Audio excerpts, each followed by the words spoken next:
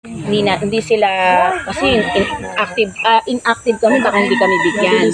Pero po sa pagtupad ng tungkulin bilang kababaihan, dapat po gagalaw tayo.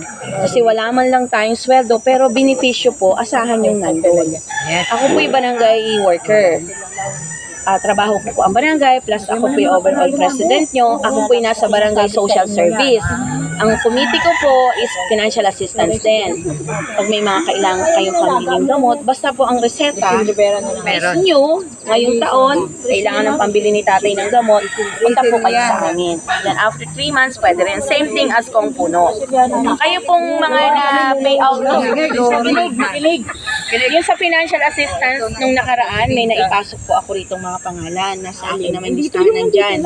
Yun po, kung hindi nakapag-dolly tupad, diretso po yun. Kami hindi pa.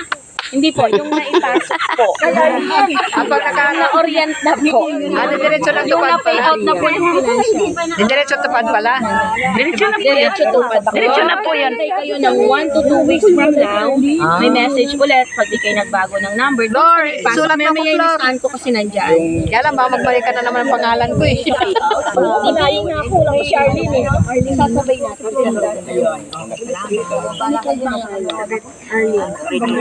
Divina Valenzuela. Ay,